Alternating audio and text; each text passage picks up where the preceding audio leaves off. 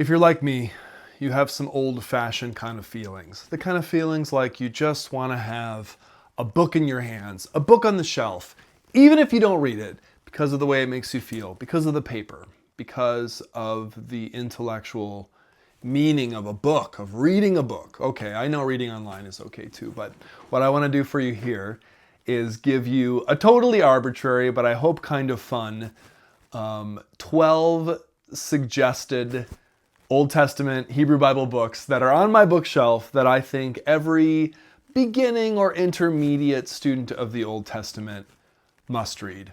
Absolutely must read. Of course, it's always going to be controversy in a list like this. Some qualifications before I begin. Number one, these are books on my shelf here in my home office or on some shelf. Books that I own that I have here that I can show to you physically. Number two, these are not generally monographs on technical issues, but I've tried to focus on things that would give broader overviews on topics and things that are not super technical with the linguistics for those who maybe don't read Hebrew or other things like that.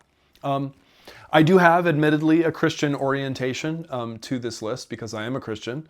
I'm not a theologian. I'm a biblical scholar, if I dare to call myself a scholar. So the list is going to reflect that for sure, but I think there's value here for everybody. And I have a couple of maybe surprising entries here for someone who studies the Old Testament as a Christian. I think the kind of reading level here, again, is maybe appropriate for someone who has already taken a college course on the Bible or has a college education in general, or even if you don't have a college education, you're a well-read person and you feel like you're the kind of person who could easily enter a college classroom at an upper level or maybe even a seminary or a beginning graduate level type education. So I'm going to try to have something here for everybody just for fun. Don't get too angry, but I'd love to see your list too of where you think I'm right on and where you think this could be better. But at any rate, here we go. 12 books, kind of like 12 disciples to guide you in your study of the Hebrew Bible. Okay, number one. I'm cheating already by picking 2 books for number one. I kind of feel like these go as a pair though, so I'm going to offer them as a pair.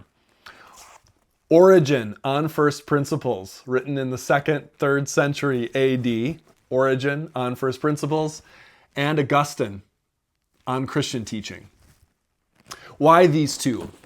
I feel like these are great books to start with, especially for a Christian reader, but really for anybody looking to dive into the history of interpretation, because they're going to give you something that I have ranted and raved about here on the channel, friends, which is developing what we might call, what I'm calling, a theology of Scripture. Some kind of theory of the case, some kind of spiritual and intellectual sense for what it is you are reading when you read the Bible. These are the 2 earliest manuals that we have in the Christian world for how to do exactly that. On First Principles, the whole book isn't about that. It's really book 4 where he gets into this and offers really probably the earliest coherent attempt to say how you should read the Bible and what it is. Augustine, really this whole thing kind of does the same thing. So my first suggestion, start with the church fathers. Get in the mood, get in the right spirit, get in the right mindset. You're going to find some surprising things in those books too. Suggestion number 2. I'm going to suggest Julius Wellhausen, Prolegomena to the History of Ancient Israel. This book was an absolute bombshell when it was published. It remains so today. I mean, it's a book that when I really read it in full as a PhD student, I felt, even though one could disagree with almost everything in here and have all kinds of objections, you feel like you're reading the work of a genius when you read this. This was the book that made the biggest splash in terms of positing that the Torah or the Pentateuch had multiple authors, not just Moses, but rather that the Torah was woven together from sources classically called by an acronym JEDP for the Yahwist, the Elohist, the Deuteronomist, and the priestly source. There's just so much here that's interesting, including a lot of deep kind of pathos and suffering, and you're being taken back into Germany in the late 19th century, and you're going to see a lot if you read this. So I recommend it. And I think it's a technical book and it's a little older, but I think it's an important gateway book into the study of the Old Testament in the critical mode. Okay, next. John Hayes, An Introduction to Old Testament Study. Why this? I actually read this book. I forgot if it was formally suggested or if I just read it. I don't know why I read it, but I read this book as I was preparing to start my PhD program, the summer between when I moved away with my wife and moved to Cambridge, Massachusetts to start my PhD program, but the summer before I started preparing for entrance exams, pre-qualifying exams. I read this book and I felt like this book prepared me as well as anything could have prepared me. I mean, this book just has everything. He just goes through it all. I think it's just one book. You can kind of like know, like sort of enough to be dangerous, know everything that a biblical scholar knows by just reading this book, John Hayes, An Introduction to Old Testament Study. By the way, I'll have links to all these down in the description. Next, what are we on? 1, 2, 3. This is 4.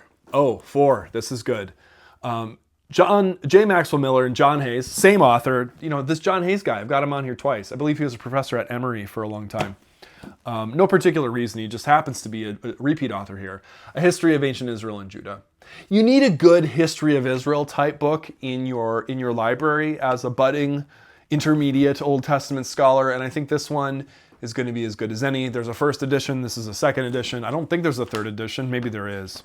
Again, if you read this and really understood this, you'd be at a high level in terms of understanding what scholars have thought about basically the history behind and through and in the Old Testament, the Hebrew Bible.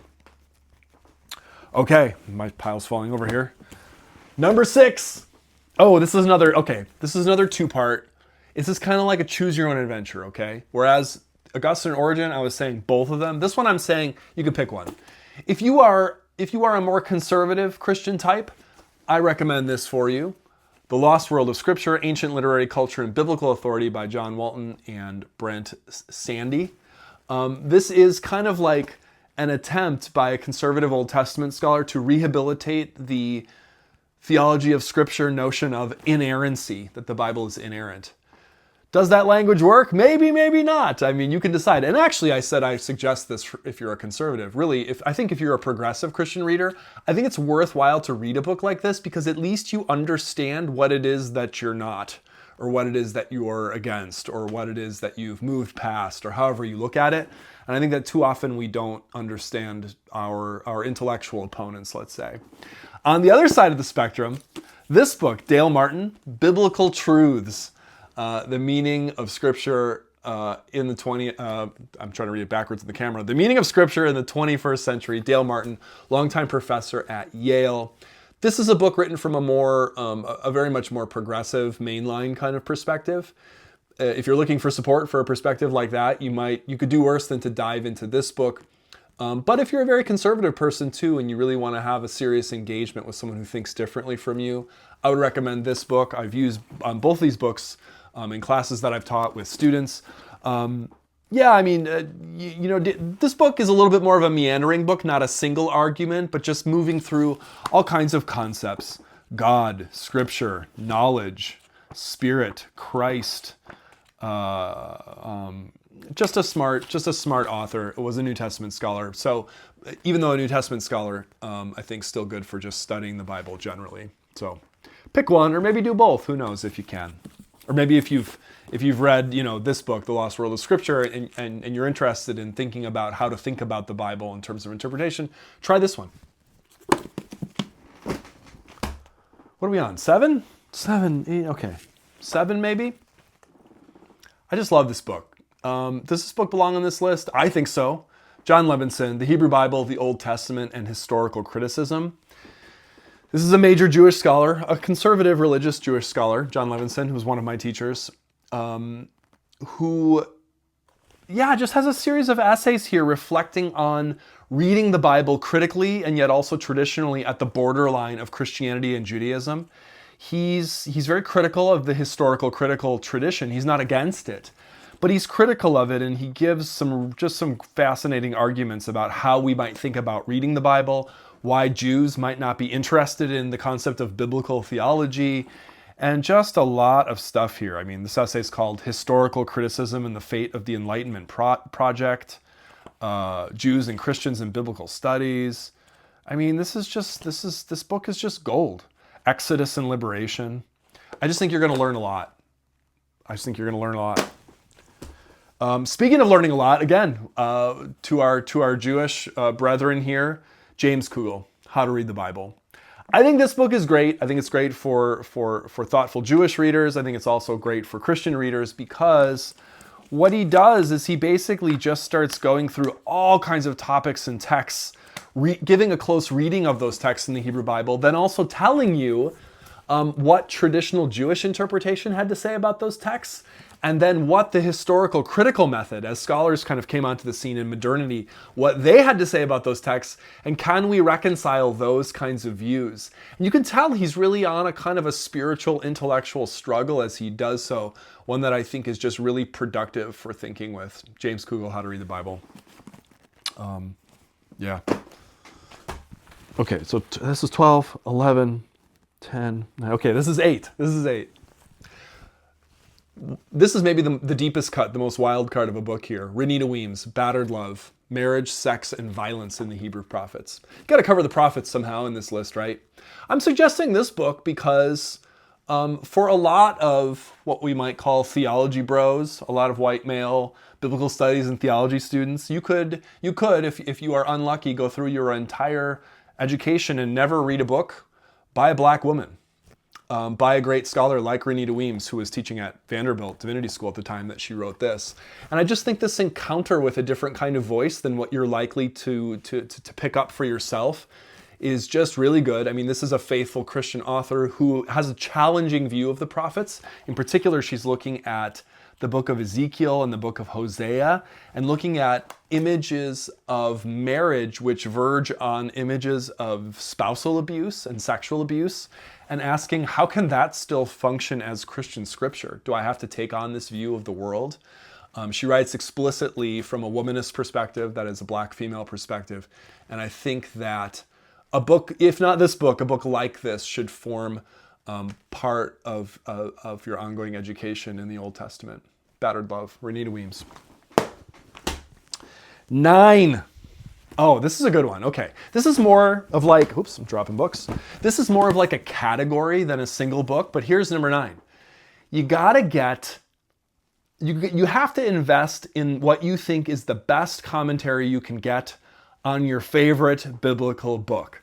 That book could be Isaiah. For example, I mean, you could do worse than to pick Isaiah. I mean, it's one of the most influential books in the Old Testament, and then going forward into the New Testament, I'm just picking commentaries randomly. I have many dozens of commentaries on almost every, ranging all of the books. This one by Patricia Tull on Isaiah 1 through 39, part of this Smith and Helwys commentary series. It's great for historical issues. It's great for theology. It's great for popular culture and interpretation. Judaism, Christianity, it's great. Here's one in the book of Judges, Susan Niditch. Just a fantastic commentary. I've always loved Susan Niditch as an author. Anything by Susan Niditch is going to be really good. This is the book of Judges in the Old Testament Library series. So many more examples here that you could obviously pick. If you're not sure which book to get, I mean, try Genesis, for example. I saw that Ron Hendel, professor at the University of Berkeley, just came out with a commentary on Genesis 1 through 11 in the Hermeneia series. That is going to be crazy good, probably. I haven't looked at it yet, but it's probably going to be great. Only Genesis 1 through 11, but whatever your favorite book is, the book you keep referring to, the book you keep wanting to learn stuff about and look stuff up, get a commentary on that book for you to own. Just something to kind of like nail that down. I think this is 9. Did I say that was 9? I don't even remember. Maybe I'm off the number here. I don't even know. It doesn't matter. Try an archaeological handbook. Amihai Mazar, Archaeology of the Land of the Bible, 10,000 to 586 BCE. Try Archaeology. I mean, this is the kind of book, there are other books like this. This is not the only one, but this is one of the more prominent ones. And just great photos, great images in here. You can pick this up at any time and just start reading about artifacts and about places and about history, the emergence of cities. Kind of follows the biblical storyline in a sense through the judges, the monarchy. What do we know and what do we not know from archaeology? I mean, something like this, you just have to have it. I mean, you could read this thing and learn a lot. Number 11. I have a feeling I've lost the count here. I just don't care. Okay, just let it go. Just let it go. Number 11, James Barr, The Concept of Biblical Theology, an Old Testament Perspective. I think you gotta get into just a big biblical theology kind of book, and I think you could do worse than to pick this one by James Barr. I choose this because I like James Barr as an author. You can see how marked up the text is here. I've read this very carefully. He's not just going to give us his own ideas, but he basically is reviewing what everyone else has said about biblical theology. And I like the way that he does it. He's a very wordy writer. He's very ponderous. He goes on and on. He's polemical. He kind of makes fun of people at points. I just kind of like that. He's very critical of other people. It makes for fun reading, which means it makes for good learning. And so if you're reading the Old Testament theologically, you really need a biblical theology of some kind for the Old Testament. Even if you're not, to understand the ideas in here, I think it's gonna take you a long way. And finally, number 12, maybe, Ottmar Kahl and Christoph Uhlinger, Gods, Goddesses, and Images of God in Ancient Israel. One interesting thing they say that has influenced me a lot, that they say in the introduction to this book, is anybody who interprets the history of or religion of ancient Israel using only texts and not images, of which we have many thousands to consider, should not get a hearing. That's bracing stuff. I love this book. I refer to this book all the time.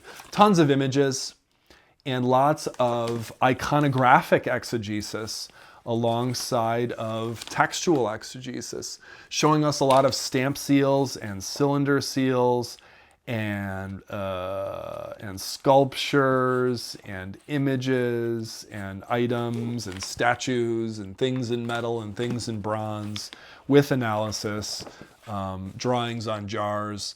Just a great book. And I think that something like this can really take you to the next level when you add images, when you add ancient iconography into your study. It's just going to do a lot. So this is one that I definitely recommend. All right, I've gone on for a long time. 3 quick wild cards. Wild card time. Walter Brueggemann, The Prophetic Imagination. Just a fantastic book. You can see that it's not very thick. So if you want to get into the prophets, particularly from a bracing theological perspective, this is your book. Walter Brueggemann, one of the most famous Old Testament scholars, The Prophetic Imagination. Timothy Beale, The Rise and Fall of the Bible, The Unexpected History of an Accidental Book, as a kind of cultural history of the Bible, with a lot of fascinating concepts that I refer to a lot when I teach and when I think, and when I write. This book right here, The Rise and Fall of the Bible, Timothy Beale, I think it's just great. It's really great. I think he's a great author, and you want it. Wildcard number 3, Peter Enns, Inspiration and Incarnation, Evangelicals and the Problem of the Old Testament. You got to just give a little respect to a book for which a guy was fired from his seminary for writing it. I think he was fired roughly for writing this book. There's a second edition of it too, in which he reflects on the book and the controversy it created. Basically a book that will take students who have had a conservative background or an evangelical Christian background through a lot of hard critical issues, but ask in a faithful way, how do we handle this? What are we supposed to do with this? So, okay. Those are my suggestions. Obviously so many more, and hope it helps.